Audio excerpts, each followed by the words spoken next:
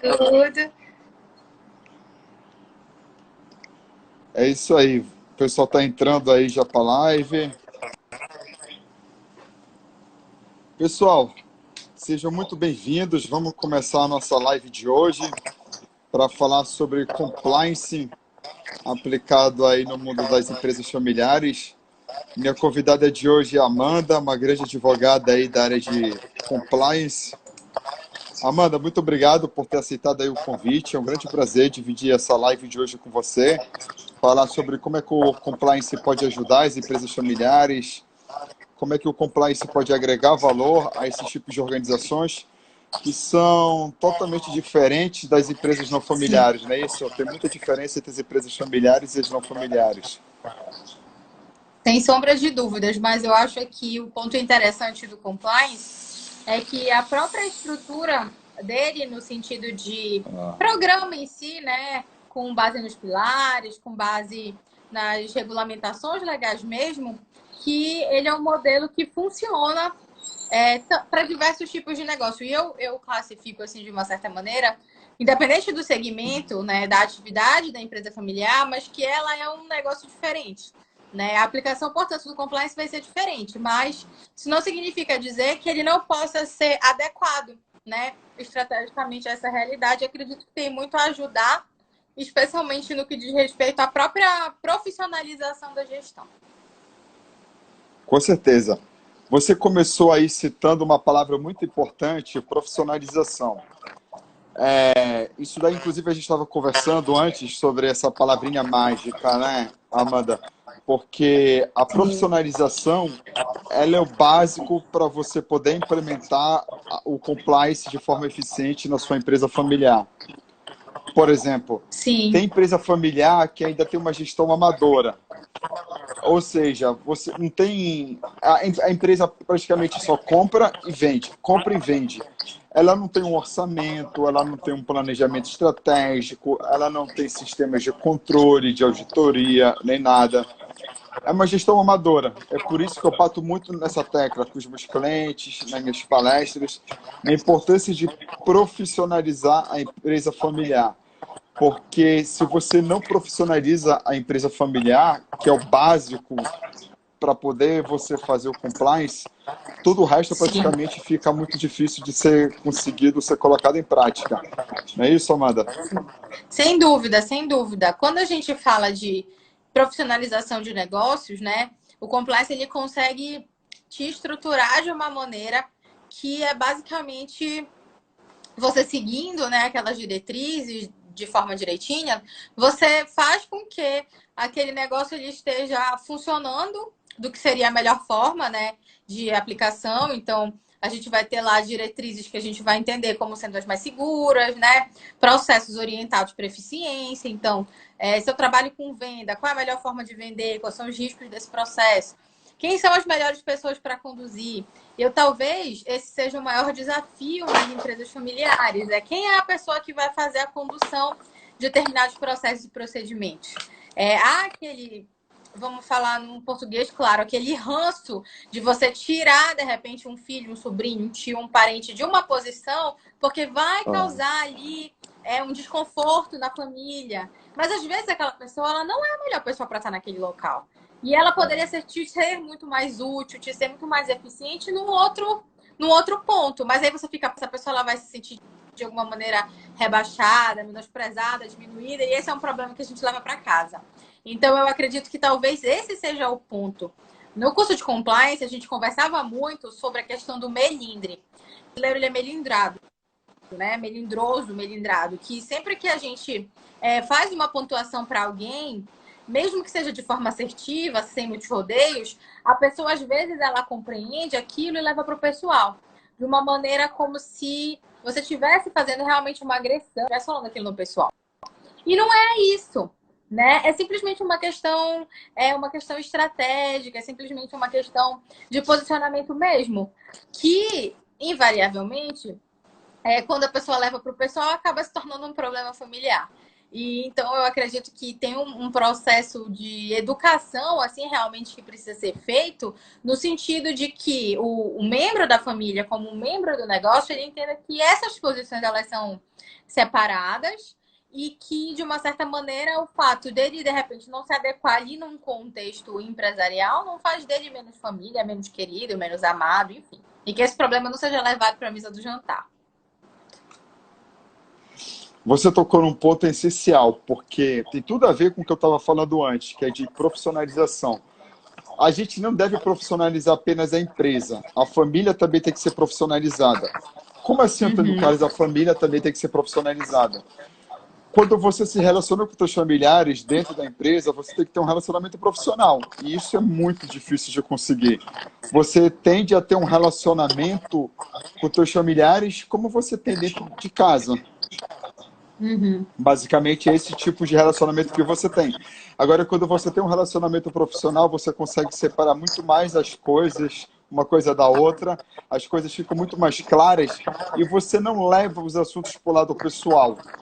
Você sabe que quando uma pessoa está te dando feedback, está te criticando, é uma crítica construtiva, não é uma crítica destrutiva. É uma outra visão. Eu fiz um vídeo no meu YouTube que se chama Família Empresárias. Depois, se vocês quiserem, vocês podem ir lá assistir. A empresa familiar ela tem que ter como objetivo se tornar uma família empresária. Uma família empresária é uma família de empresários, não é uma família de gestores e muito menos uma família de amadores. A família empresária ela tem um outro posicionamento, ela tem um outro comportamento no mercado. Qual é o comportamento e posicionamento que ela tem no mercado? A empresa está acima dos interesses da família e não ao contrário. A empresa tem que servir a família e não o contrário. Numa família empresária, a gente sabe separar muito melhor assuntos pessoais e assuntos profissionais. Às vezes, essa mistura de assuntos pessoais e profissionais fica impossível de você delimitar. Mas você tem Sim. que fazer o possível para delimitar, pelo menos em algumas situações. E numa família empresária, é uma família unida, é uma família realmente composta por empresários que querem atingir a alta performance. Porque empresa familiar, Amanda, qualquer um pode criar. Quando a gente quer criar uma Sim. empresa, geralmente a gente convida um sócio. E convida geralmente para ter como sócio alguém que a gente confia. E tem alguém que a gente confia mais para ser nosso sócio do que alguém da nossa família? Não. Então, a maioria das empresas familiares, a maioria das empresas começa como familiar. Então, agora, para atingir esse nível de família empresária, aí são poucos que conseguem. Então, empresas familiares tem muitas, agora famílias empresárias tem muito poucas.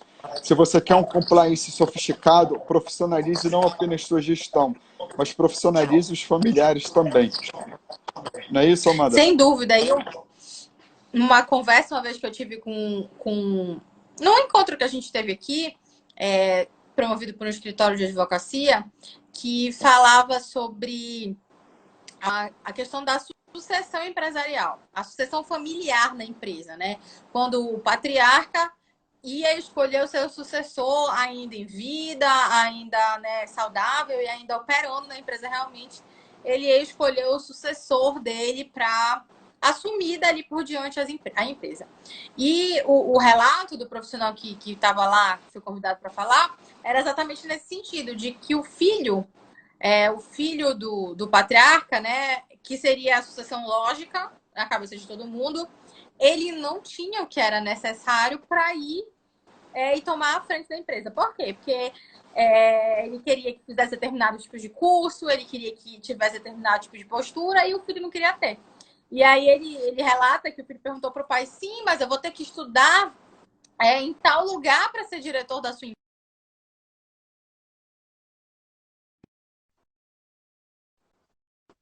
empresa, é que tem que ser formado por determinado.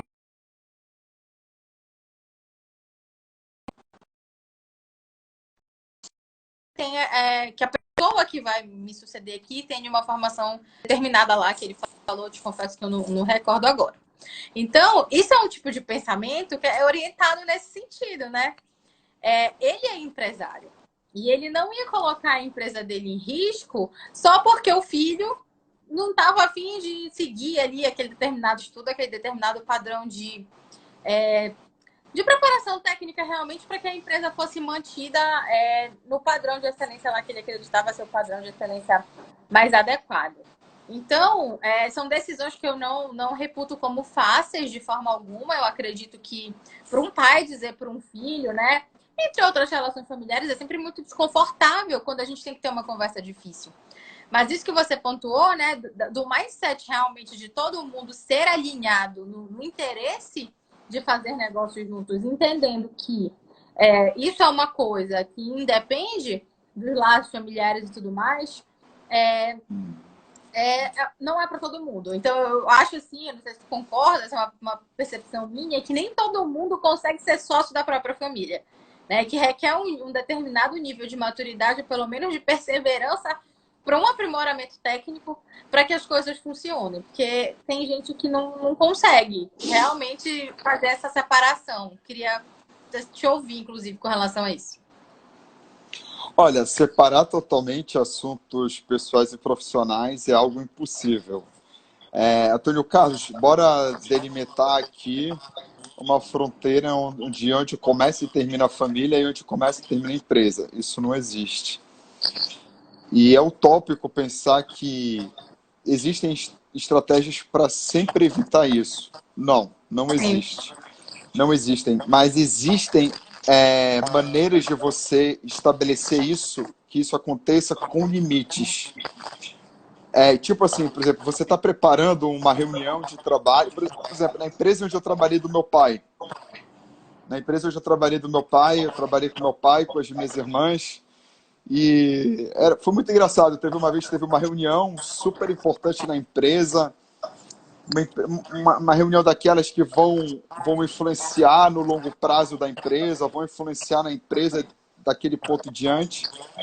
E a gente estava conversando sobre um churrasco que ia acontecer, que era um aniversário de um parente nosso no domingo. Então, assim, realmente é um erro. As empresas familiares vão cometer erros como esse, não tem como não cometer, mas aí isso leva a um aprendizado, leva a um amadurecimento. Vem cá, não podemos mais fazer isso. Na próxima vez, vamos focar, o foco é muito importante, vamos separar assuntos em momentos muito estratégicos, muito importantes numa empresa, não se fala de família, no horário do almoço. Esquece trabalho no horário de jantar, todo mundo deixa o celular nas suas mesas, nos seus quartos. A gente só vai falar de coisa pessoal. Se a gente começar a falar de empresa, alguém dá um puxão de orelha no outro, chama a atenção do outro, mas vamos confraternizar como família. Vamos viver mesmo como uma família. Então, assim, essas pequenas táticas, essas pequenas dicas dão para ser implementadas imediatamente, exigem uma certa disciplina.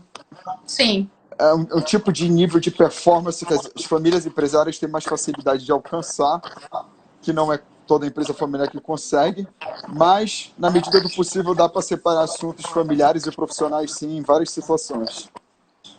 Eu gostei que tu trouxeste exemplo, né? Tipo, porque eu acredito que tem muitas pessoas que gostariam de fazer e às vezes não conhecem da estratégia, né? E não sabem exatamente como fazer e alcançar isso aí. Não é por falta de interesse, mas por falta realmente de conhecimento técnico. E você também falou um ponto que eu acho interessante, que é no sentido de que às vezes a gente fala assim, porque o negócio familiar às vezes atrapalha a empresa, né? Às vezes as relações familiares atrapalham a empresa, mas ninguém pensa no contrário, quanto que o exercício da atividade empresária pode atrapalhar a família. Que eu acredito que essa é uma relação primordial, como você bem falou, é confiança, né? É amor, é afeto que une aquelas pessoas. E às vezes a gente vê famílias se destruírem porque não conseguem separar as coisas e ao invés de acabar. E aí, assim, uma coisa muito pessoal, entre empresa e família, eu acho que eu me agarraria na minha família, sem sombra de dúvidas. Porque sócio a gente acha aí no mercado. Agora, pai, mãe, irmão, é um tipo de relação que é mais delicada, né? E também quando não tem essa, enfim, essa harmonia, acaba que intervém na relação das famílias. Tem uma pergunta aqui. Isso. Amanda, é isso que eu ia falar. Pessoal, fiquem à vontade para mandar perguntas, comentários. Inclusive, eu queria até perguntar para vocês se o meu áudio tá bom. Respondam aí, por favor, se o áudio tá bacana. Estou com fone aqui. Está produzindo um pequeno eco aqui no meu fone. Eu quero saber se vocês estão ouvindo esse eco ou se está tudo tranquilo. Não estou ouvindo eco. Ótimo, que bom. Então, pessoal, tem uma pergunta aí, Amanda, que fizeram. Pergunta não, um comentário que fizeram aí já faz um tempinho. Eu já vi casamentos serem destruídos por causa de empresas familiares. É isso aí. A Giordana escreveu. Isso, minha aluna amada. Eu já vi também, Realmente. tá? Eu já vi acontecer. Mas eu Já acho que é pensou? isso que tu acabaste relatando, né? Quando a pessoa não consegue contornar nem a empresa, nem a família. E acaba por misturar a situação e desandar o babado aí em razão de não conseguir fazer essa separação, como tu bem colocaste. Não uma separação total, porque isso é utópico, porque são pessoas, enfim. Mais uma situação mais prática, assim, de reservar os momentos, pelo menos em regra, né? Reservar os momentos empresa, reservar os momentos família. Teve uma outra pergunta aqui que eu identifiquei, do Richard, que as Isso. regras de compliance não são, no mais das vezes, barreiras à profissionalização das mesmas. Eu não encaro dessa forma. Inclusive, eu entendo que o compliance ele é uma ponte à profissionalização da coisa. Porque ele é um programa, ele é extremamente rígido, não é a palavra correta, tá? É no sentido de fechado, no sentido de rígido, no sentido de inflexível. Pelo contrário, acho que cada programa de compliance, eu brinco que é igual um vestido ou uma roupa feita por um alfaiate, na qual ele se desenha para o corpo que ele está vestindo. Esse corpo, no caso, é a organização. Então, o programa de compliance que vai funcionar para uma organização, ele vai ter diretrizes muito parecidas com a de outra, mas não é a mesma coisa, não é a mesma roupa, não é o mesmo programa. Ele tem adequações específicas. Entendo que tem adequações específicas ainda quando se acrescenta o contexto da empresa familiar, porque é algo que envolve um risco, no meu sentir, muito diferente dos riscos meramente de negócios, né? Tem coisas muito mais altas em jogo.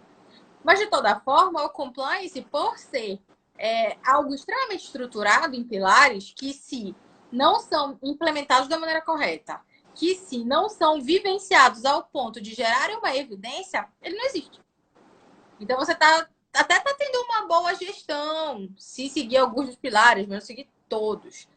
Mas não é compliance. Para ser compliance, tem que ter pelo menos 7, que a doutrina diverge, são 7 ou 9 pilares, né? Mas tem que ter pelo menos alguns desses pilares, que são os incisos do decreto que regulamenta a lei anticorrupção, e eles precisam ser provados, a gente precisa provar que aquilo existe. Né? Porque programa de compliance sem evidência é uma tentativa, não deixa de ser uma tentativa, mas não é compliance. Mas eu acredito, sim, Richard, continuando te responder, que há uma resistência, às vezes, maior na empresa familiar pelo fato de que todo profissional consultor, né, quando entra numa empresa, ele já é considerado meio que um estranho no ninho. Porque vai chegar alguém para fazer apontamentos lá da tua gestão, vai fazer apontamentos da tua forma de contratar e demitir, vai dizer que, de repente, a forma que tu te comunica com o teu colaborador não é a melhor. E, obviamente, isso causa um desconforto, tá? A consultoria em si, ela já causa um desconforto. Por outro lado, a empresa familiar, ela não se sente invadida só na empresa, ela se sente invadida na família, porque o contexto dela é familiar. Então, é meio que tu tá dando teco na extensão da casa da pessoa. Ela, pelo menos, pode interpretar dessa forma. Mas eu já implementei, né? Tive essa oportunidade de implementar compliance numa empresa familiar. E com o jogo de cintura, né? Com técnica, com profissionalismo, a gente consegue contornar isso. Agora, no mapa de confiança, né? Que no compliance é preciso convencer um gestor, 2 gestores que me levam ao presidente. No mapa de confiança de uma empresa familiar, eu tenho que convencer uma família. Porque se alguém da família não confia em ti, não vai rolar. Então, eu acredito que tem sim uma resistência, mas que não é nada que não seja possível de ser contornado.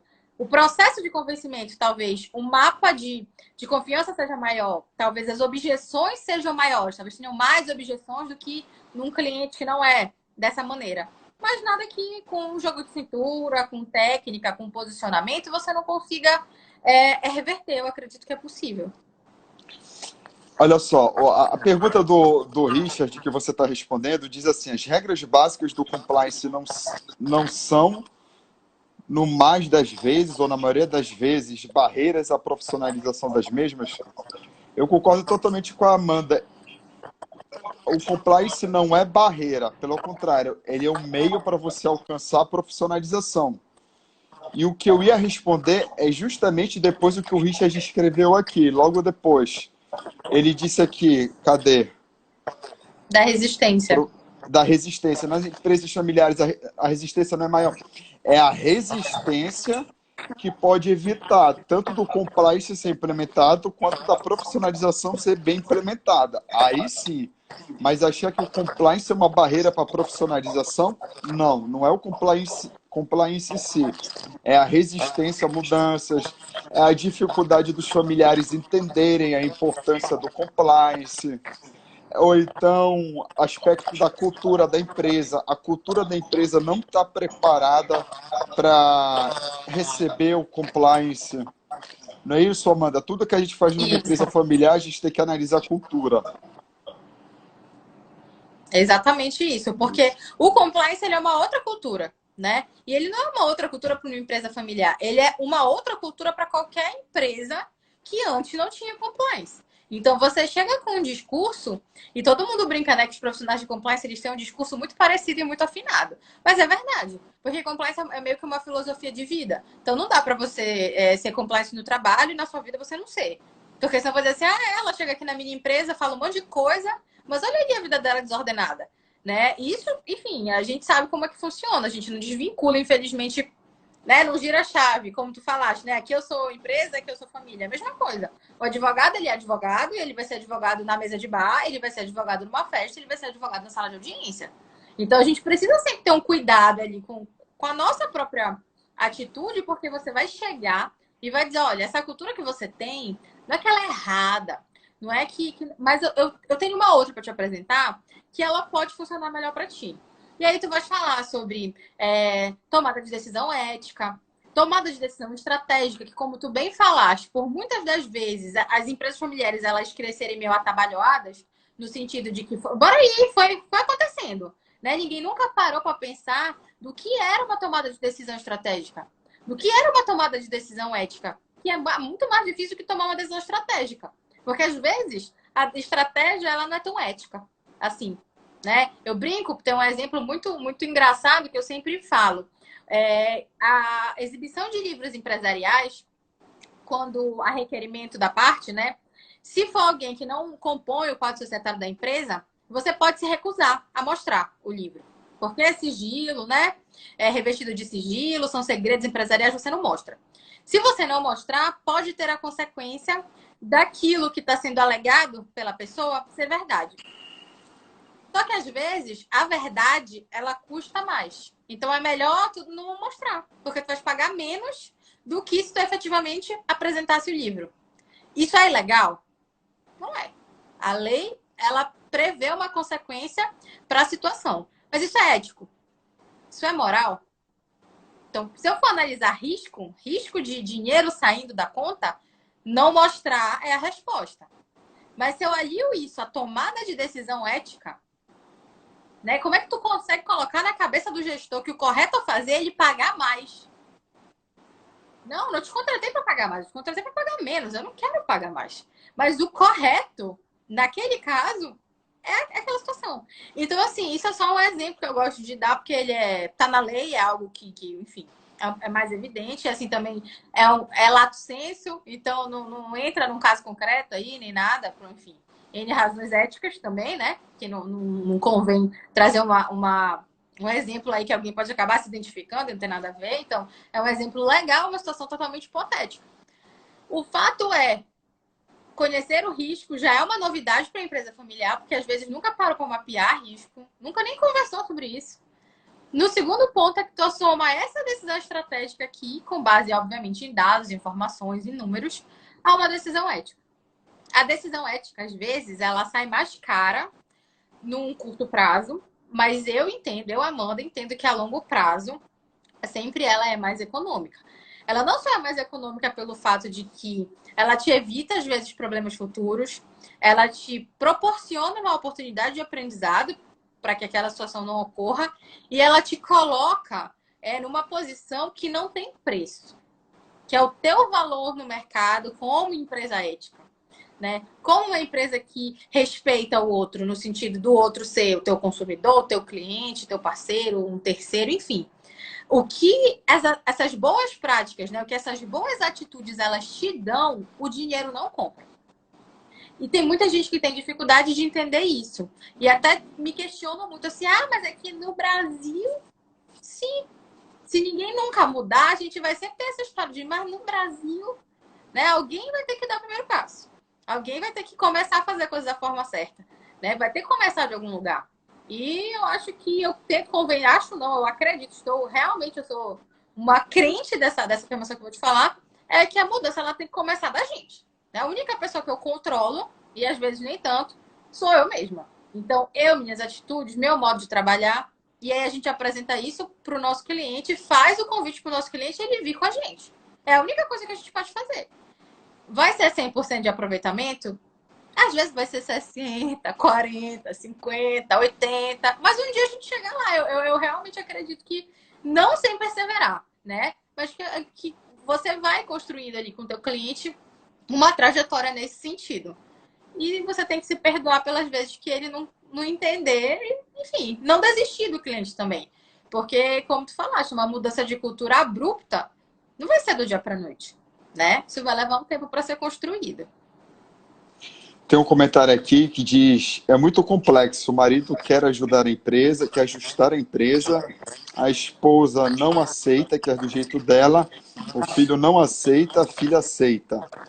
Realmente, trabalhar em empresa familiar é muito complexo, mas eu amo essa complexidade.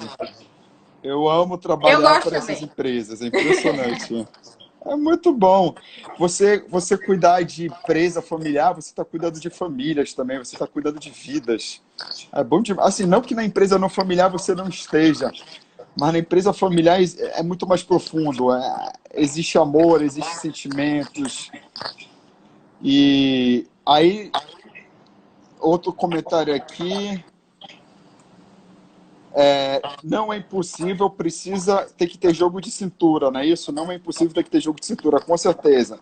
Numa empresa familiar, você tem que ter paciência, tem que ter jogo de cintura, tem que tentar equilibrar 1.000 pratos ao mesmo tempo e não deixar cair nenhum.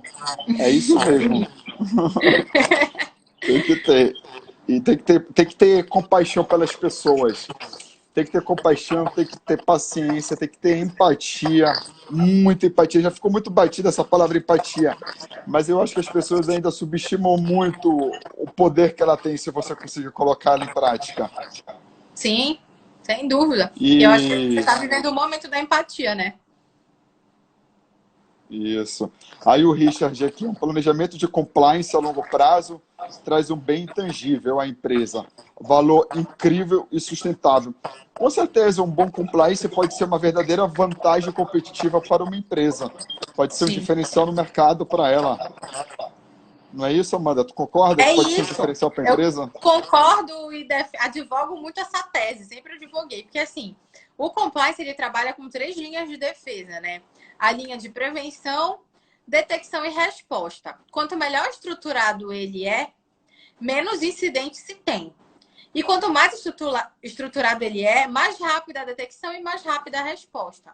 Então, tem coisas que são extremamente de caráter preventivo, que né, você ter uma análise de riscos e monitorar esses riscos, né, gerenciá-los. Você ter comunicação e treinamento, códigos de conduta e políticas sempre atualizados e sempre sendo treinados, comunicados com a tua equipe. Isso é prevenção. É aquilo que você fala, repete, treina, desenha, picha na parede, apaga, faz de novo, que é pra galera entender que a banda toca neste ritmo.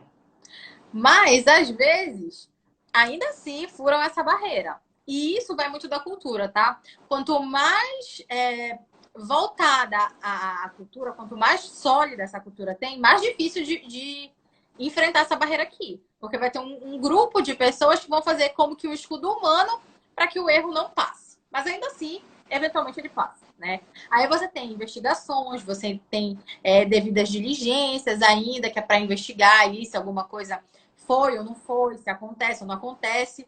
E você precisa ter um plano de contingência para caso você descubra ali que no meio do caminho alguém furou a barreira, né? O erro furou a barreira e tá ali. Tá preso entre a prevenção e a resposta. O que eu posso fazer? Né? Como é que eu ajo a partir disso? Se eu não tenho um plano de contingência, eu rodo no meu próprio eixo. Eu não vou saber o que fazer, com quem falar, por que falar. Se tem um erro X, quem é a primeira pessoa que precisa ser reportada? Né? Quem é a pessoa que não pode ser reportada? Numa questão de investigação, quem envolve, quem não envolve? Se você não conhece o programa, se você não estruturou esse programa, a pessoa não sabe o que fazer. Ela vai ficar com um erro na mão dela, desesperada. E de nada adianta. Uma das coisas que a gente mais tem que ter, e isso é para mim uma coisa que pessoalmente me ajuda, é manter a calma e a serenidade. O mundo está caindo, está pegando fogo, tudo em volta de ti, e você tem que dar um jeito. Com serenidade, porque você é a pessoa que vai ser chamada para dar o jeito. Então você não se envolve para ser bombeiro se não fez curso de brigadista, né? Se a pessoa não tem preparação para fazer isso, é melhor que ela vá trabalhar com uma outra coisa. Porque a parte bonita do compliance, a parte educacional, de prevenção é maravilhosa. Adoro dar treinamento, adoro elaborar código de conduta. Eu sinto, nossa, eu viajo assim na história da empresa, eu busco imagem, texto, referência, um bocado de coisa para botar. Essa parte é muito legal de construir, porque você vê a história da empresa ali na sua frente. Quando é uma empresa familiar, é mais bacana ainda, porque como tu falaste, tem sentimento, tem emoção, né? Tem toda uma história, poxa, a história daquela família toda é envolta aqui com essa empresa. E essa é a delícia de fazer. O problema é quando te ligam no meio de uma tarde dizendo assim, olha, o bicho pegou, entendeu? E aí, o que que faz? E você tem que ter presença de espírito para dizer o que que faz. E não é presença de espírito porque você é calmo. É presença de espírito porque você é estruturado, porque você desenhou o processo. Se você desenhou o processo, você conhece a resposta. E ainda assim, às vezes, a empresa te liga e fala assim, então, eu ia dar home office para os meus funcionários só segunda, mas tem um caso confirmado de Covid na cidade, eu preciso liberar agora. E você tem que fazer o quê?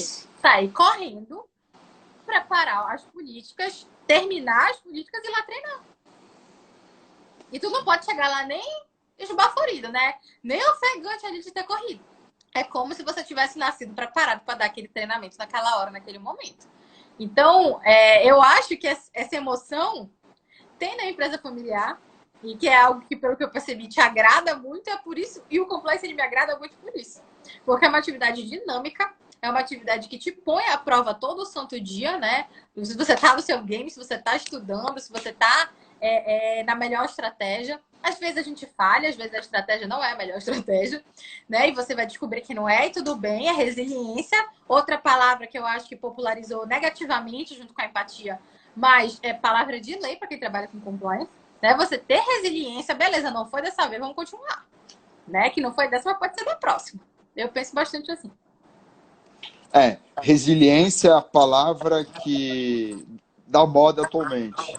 E é muito importante, porque nesse momento que a gente está vivendo de coronavírus, as famílias estão o tempo todo dentro das suas casas.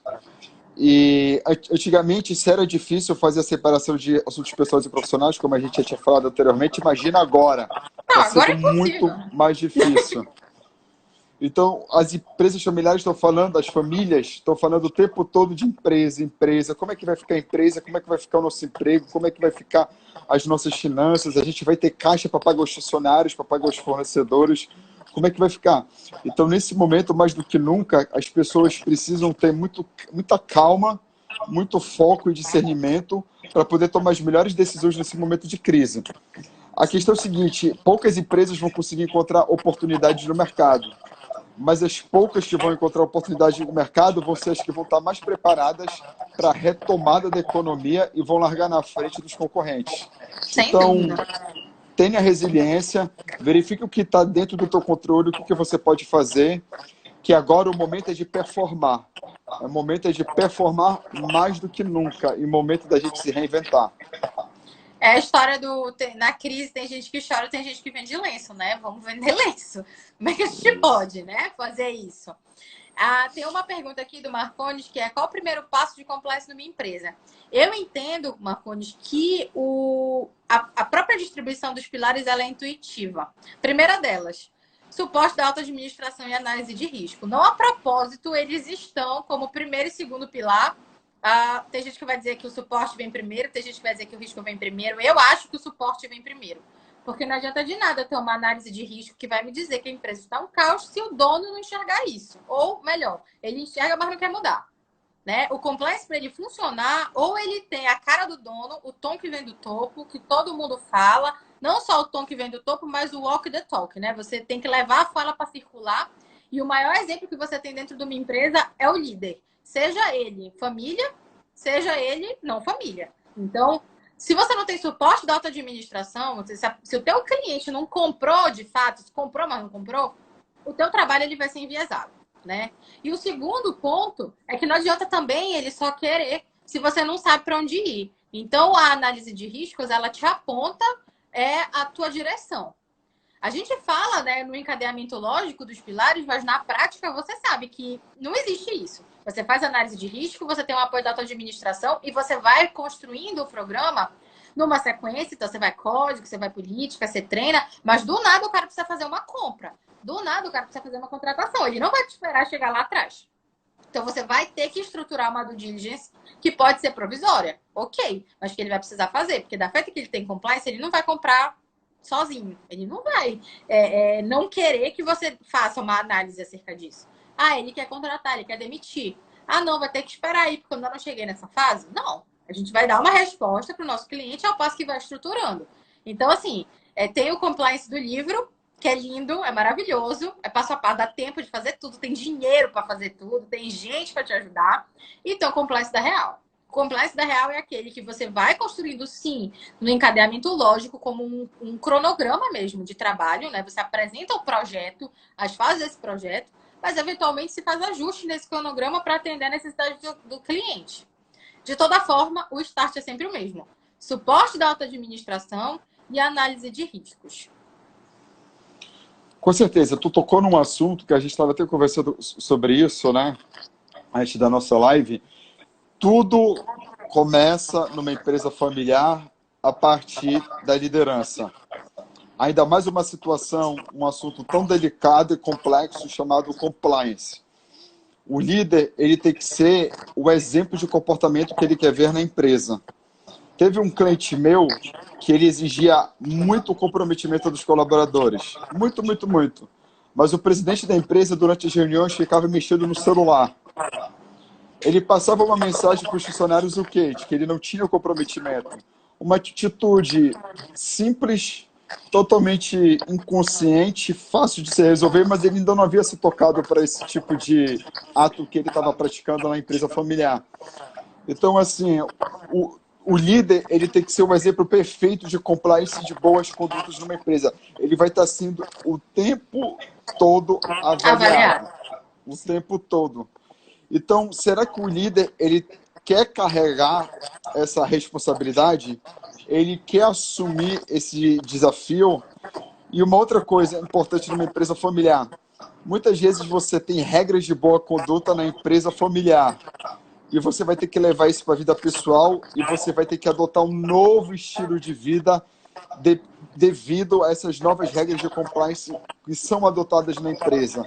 A tua vida pessoal pode ser afetada, pode ser muito afetada ou pode ser pouco afetada, mas vai ser afetada de algum jeito, para o bem ou para o mal, e a família vai ter que se adaptar. Será que a família tem essa maturidade, está com esse nível de assumir esse nível de compliance dessa maneira para poder se ajustar e se adaptar a essas novas regras de compliance que vão ser adotadas na empresa, mas que na família não podem ter outro tipo de conduta, né? Outro tipo de comportamento? Essa é uma pergunta importante. E esse é um outro desafio, né? Porque, como eu te falei, normalmente eu tenho que convencer um ou dois gestores, ou então, não, vai lá numa capital aberto, né? Numa SA. Beleza, tem que convencer um conselho de administração. Mas um conselho de administração de uma SA, eu honestamente ainda acho que é mais fácil de encarar do que pai e 2 filhos. Porque é totalmente diferente, pô. Todo mundo tá pensando na grana, né? Lá numa SA, quer estruturar a empresa, porque senão, quanto é que vai ser, como é que a gente vai ser avaliado no mercado. Tem isso muito forte. A lei das SAs tem uma parte só falando de governança corporativa. Então, já tem regras. E esse pessoal já é mais acostumado com esse métier aí da governança em razão do próprio formato, né, da SA.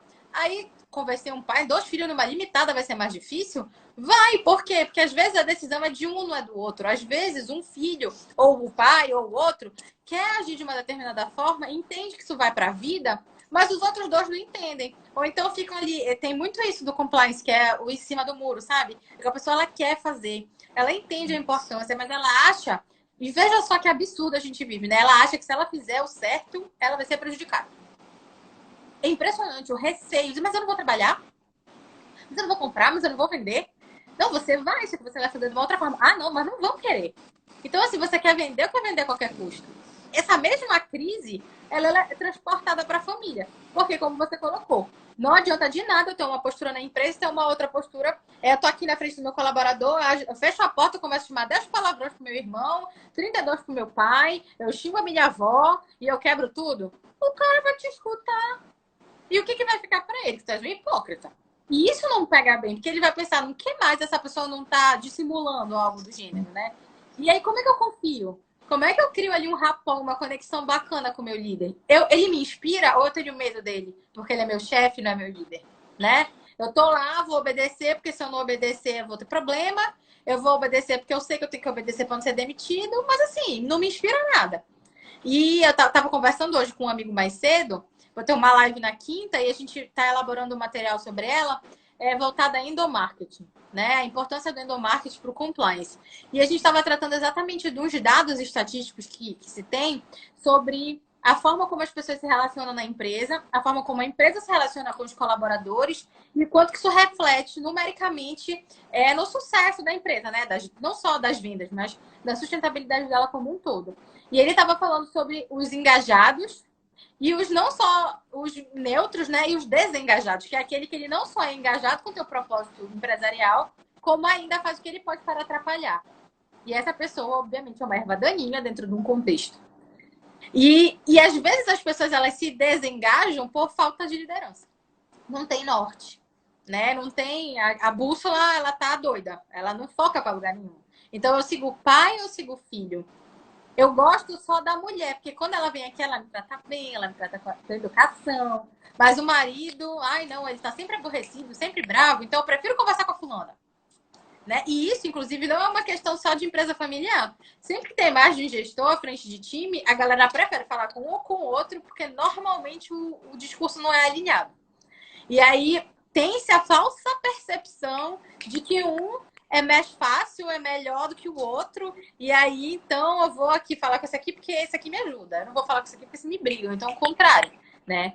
E, enfim, são desafios aí que se enfrentam. Tem uma pergunta aqui, olha, sobre se o compliance tem alguma relação com o PDCA da 9001. Né? Foi uma pergunta do Bruno. E sim, ele tem tudo a ver. E aqui também perguntou qual a diferença entre compliance e qualidade. A qualidade, né? A qualidade, ela tem lá a ISO 9001, ela tem alguns requisitos, porém, ela fala sobre técnica. Ela fala sobre o que você precisa fazer para ter qualidade. Ela não fala absolutamente nada sobre ética. Ela não te faz refletir porque eu faço o que eu estou fazendo. Eu sei que eu tenho que botar uma placa aqui, eu sei que eu tenho que ter um indicador ali, eu sei que eu tenho que ter procedimentos operacionais padrão por escrito, que eles têm data que eles foram escritos, a data de revisão, a data de liberação e quem aprovou. Eu sei que eu tenho que rever isso de tanto em tanto tempo, mas assim, eu não reflito sobre isso. Então, eu entendo que o compliance ele te propõe um plus.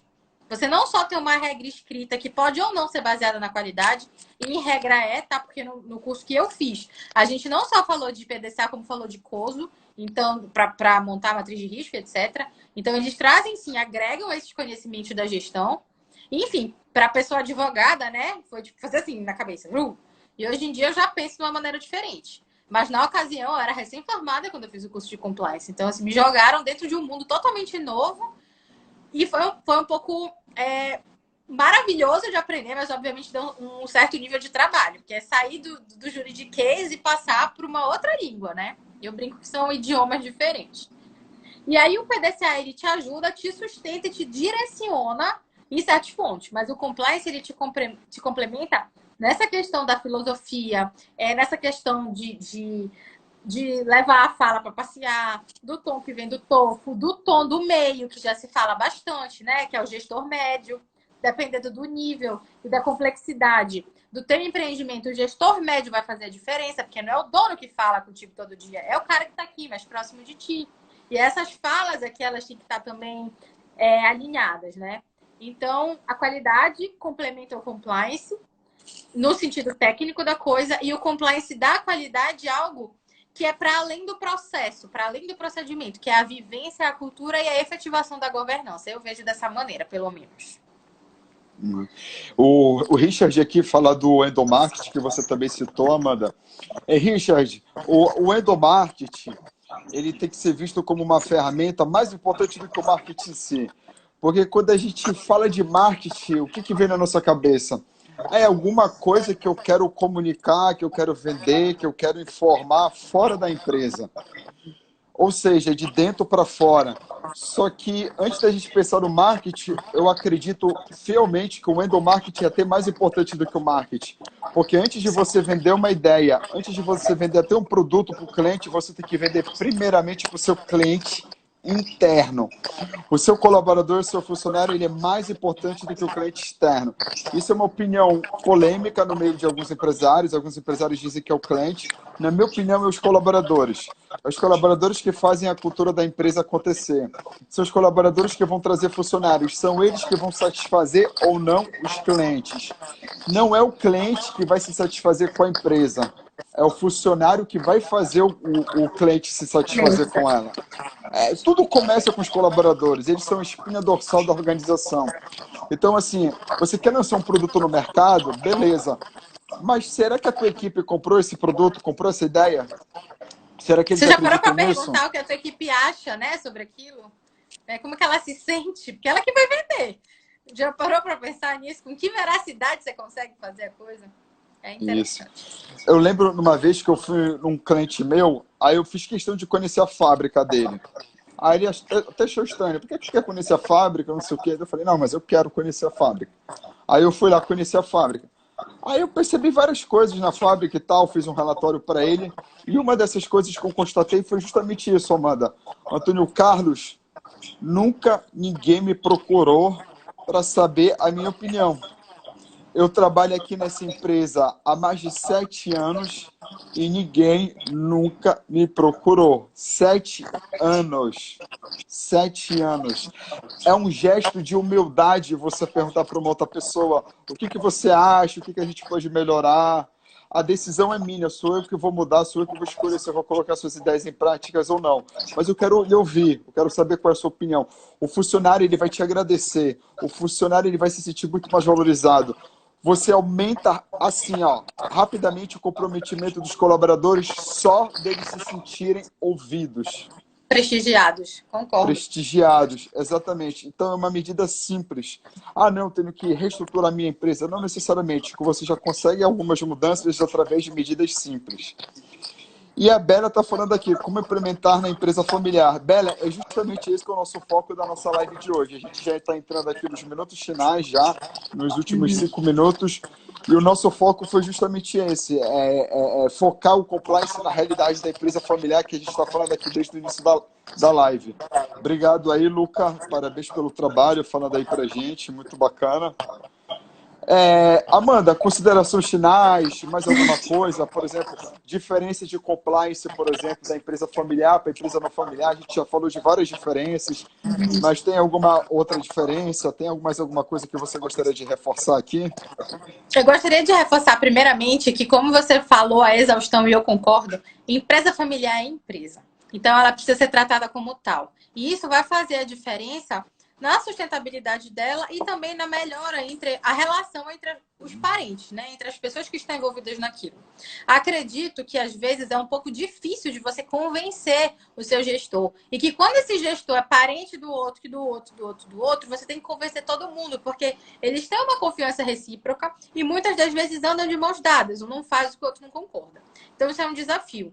Mas acredito que quando você consegue mostrar que você tem uma ferramenta, por meio de um programa, que tem estudos e etc., que você consegue ajudar aquela empresa a performar melhor, a ter melhores resultados, a conseguir solidificar uma liderança, uma gestão estratégica e que aquilo vai se reverter em pontos positivos para a família, ela passa a ser tal qual qualquer outra empresa que precisa ser convencida a ter compliance. O desafio começa novamente quando você vai implementar, porque você tem que lidar com vários níveis de decisão que às vezes estão estratificados nos membros da família, justamente pelo fato de que eles se respeitam e não querem se melindrar, então se envolvem no processo. Então, às vezes, a gente vai levar mais um tempo para entender que uma tomada de decisão, que numa empresa normal é assim, numa empresa familiar ela tem que passar por um, passar por outro, que às vezes não consegue juntar todo mundo, isso pode ser uma trava. Mas quando você mostra, né, de alguma maneira que, olha, vamos dividir aqui as decisões, de repente, você toma conta dessa área, você dessa, você dessa, você dessa, você consegue dar a todos os membros da família uma posição de relevância, de importância dentro do contexto, dentro do cenário. Ele vai sim ser ouvido, ele vai sim ser levado em consideração, tanto a opinião técnica quanto o pessoal dele, e eles vão conseguir performar na empresa de uma maneira melhor. E que eles precisam, em regra, né, outro ponto, entender que o ser uma empresa familiar não é um problema, né? Trazer isso no teu código de conduta não é um problema. Trazer isso nas tuas políticas não é um problema. Empresa familiar é tão empresa quanto a outra. Quem trabalha para você tem que entender, sim, há relações familiares, há relação extramuro, não tem nada de errado nisso. A melhor forma da gente fazer isso é estruturar a cultura para que o teu colaborador te respeite, respeite todos da tua família, para que vocês também possam respeitar de volta, né, a teus colaboradores, e que vocês todos possam criar uma outra família, porque se a gente for ver, passamos mais tempo no nosso trabalho, muitas das vezes, que na nossa casa. Então, a gente cria ali um nível de relacionamento, de familiaridade com quem nos cerca. Então, vamos transformar todo mundo numa grande família? Vamos se ouvir, vamos se levar em consideração, vamos entender que o endomarketing, ele é significativo e relevante pelo simples fato de que, como o Cláudio acabou de escrever aqui, cultura é tudo. E você só tem cultura se você convive, se comunica, troca experiências, valida antes de levar para fora. E que você não consegue levar para fora algo que você não tenha dentro. Porque isso se sustenta por, sei lá, 2 segundos. Mas quando alguém entra no teu muro, quando alguém conhece o teu produto mais a fundo, vai ver que aquilo que você falou é para inglês ver, não é a prática, né? Então, a cultura realmente de transformar tudo isso aqui que a gente vive em algo mais profissional. E sim, com pegada de família, levando em consideração que tem família, que tem calor humano, que tem pessoas, isso é muito mais verdadeiro, não só para quem está à frente do negócio, mas para os colaboradores. Com certeza. Mostrar aqui o meu livro que eu lancei pela Fundação Getúlio Vargas, de onde eu sou professor, a relação entre pai e filho no processo sucessório em empresas familiares. A sucessão, que é o momento mais importante na vida de uma empresa familiar, é mudanças de cultura, mudanças de processos, mudanças de liderança.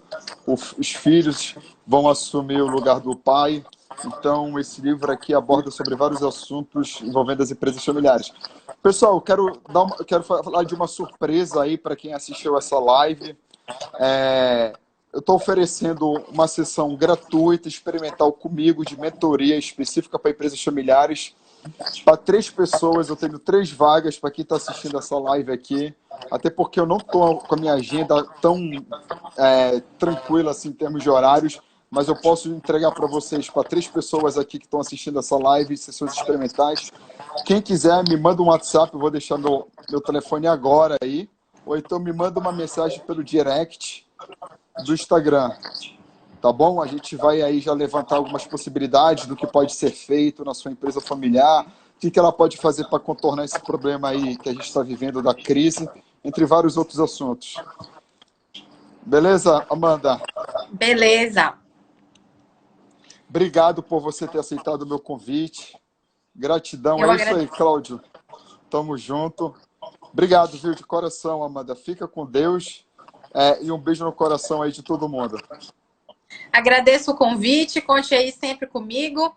E fala pra gente onde a gente pode ter acesso ao teu livro. Tem na Amazon, na Saraiva? Pra galera que se interessou também. Tem no site da editora da FGV, tem na Amazon e tem na livraria Cultura. Obrigado aí, Richard, pelo feedback, pelo carinho. Valeu mesmo. Tamo Então, junto. pronto, gente. Fiquem em casa se possível, protejam-se aí. Espero que todo mundo passe por essa situação da melhor maneira possível e com auxílio também de profissionais aí que possam ajudar numa melhor decisão e numa tomada de decisão estratégica, considerando esse contexto que a gente está vivendo. Espero que todos estejam bem e permaneçam. Bom descanso para todo mundo. Um beijo no coração de todo mundo. Tchau, tchau.